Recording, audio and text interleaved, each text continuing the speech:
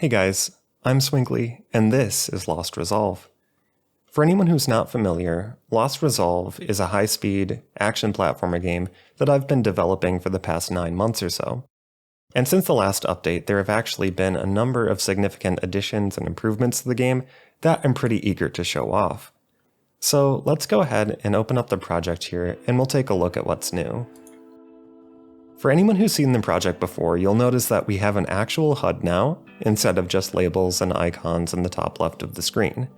And I think even though it's very minimalistic, it goes a long way towards making the game look just a little bit nicer.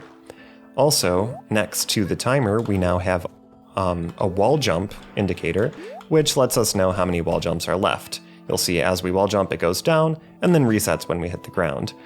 There was a comment that said that having 4 wall jumps was not necessarily intuitive.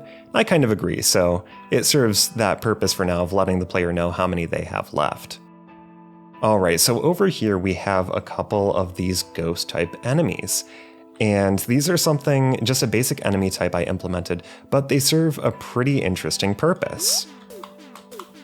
So you'll notice that we can target them with the air dash / homing attack ability, which has had this functionality for a long while now, and I just haven't been using it. But I feel like chaining these attacks together feels really fun. Obviously, the Sonic Adventure inspiration is very obvious there, but it definitely fits with the moveset, and I feel goes a long way toward making the gameplay feel more diverse and interesting. Speaking of which, another thing I've done to kind of make the levels feel more rich and interesting is added these unique set pieces. So here is this pumpkin statue, and in its hands are a couple of gems. Now, if you touch the gem, you'll notice that the character turns this green shade until they hit the ground again. And the wall jump counter goes to infinite. So basically, if you hit the gem, you have infinite wall jumps until you hit the ground. And if you're pretty precise with it, you can chain it together for quite a while, which I think could make for some really interesting high-skill platforming sections or strategies in future levels. So that's their new interesting mechanic. We've got more of these basic enemies here, but this is a little bit of what I was mentioning earlier. The homing attack type ability here feels really nice when you chain it into other stuff.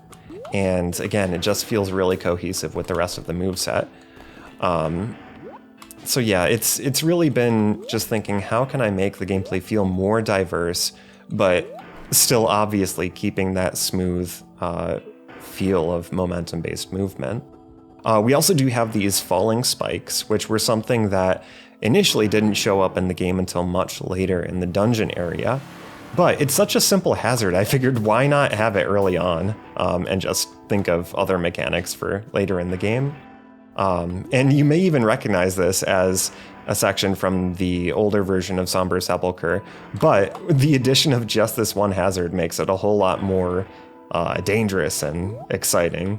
So, alright, this is another area that you may recognize, but we've added some enemies here, so now we can take this other path and kind of do a movement combo to get all the way up here. And at this point, we'll come to our second statue. Now this one, you'll notice the eyes are not lit up initially. What does that mean? Well, you'll also notice there are ghosts in its hands instead of gems. What if we kill those ghosts? Well, you'll see the eyes light up, and then these light bridges or walls appear, which you can jump on. Now, first, I'm going to start inside the wall and just wall jump on it. But that's my bad. When I initially implemented these, the first thing that happened was I tried to jump through the wall and I just hit it and died like that, right?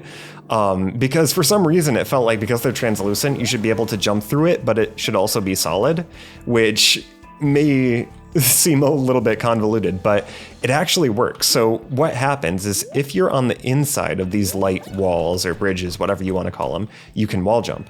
But if you're on the outside, you can actually pass through them, which I feel it's how they're supposed to work. I can't really explain it, but just looking at them, you feel like that's how it should work, at least in my opinion. And it also includes a gem here, so you can chain the infinite wall jumps and get up here. and take you to the very top of the level here. Now this part of the level is pretty much the same as it was in the old version. Unfortunately, I haven't had the chance to revise this section, and it's still feeling a bit bland, so that's definitely on the menu very soon. But I did take the time just to add this little section to the end where in the old version you would basically just run, jump up a platform, and the level's done. In this version, I've just added some simple obstacles, but it really goes such a long way toward making it feel interesting. Like literally all we added is 2 enemies and a spike pit, but that alone feels so much more interesting and is a much better end to the stage than just jumping up onto a platform and running in a straight line. So as you can see, that's really the focus right now, is just making the levels feel more diverse, more interesting, and giving the player more to do. Because again, those comments about, the game feels a little bit empty, it feels a little bit pointless besides the movement. I really want to make sure that, players have lots of exciting stuff to do. On that same note, this is the top path. So, and this was also inspired by another comment I got about how in Sonic games, oftentimes the top path is the most efficient, but it's the hardest to get to. So you saw how we had to go and navigate some spike traps and some falling platforms and some enemies to get up there. But we're now heading toward the finish line a heck of a lot faster than before. So yeah, I do plan to have, multiple routes in most or all of the stages that, depending on what you're trying to do, whether you're trying to explore or get a really fast time, will have, different incentives, to take a different path. But with that said, that is most of the new stuff that I've added. But this philosophy of just filling the levels up with more interesting things is, I hope, going to carry over into all the other stages as well. So I plan to give Somber Sepulchre 2 the same treatment as this level. Give it more enemies, traps, and set pieces to make it have its own identity. And then in the next areas like Relegated Ruins, giving them completely unique mechanics that make them feel distinct from this area and the others. So I'm really excited. I've definitely had a lot of inspiration lately for the game, and I'm really happy with how it's turning out. So anyway, guys, that's most of what I wanted to show off for today. Again, I'm pretty happy with how things are progressing, but let me know your thoughts. Let me know if there's stuff that you like, don't like, or other things that you'd still like to see changed or improved. But yeah, I'm going to continue to work on improving the levels, adding more interesting things, and hopefully the final result will be a game that's just straight up fun.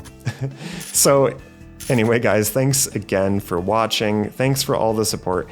And if you haven't already, feel free to wishlist the game on Steam if you're interested in playing it. I am still planning to release it this year, if all goes well.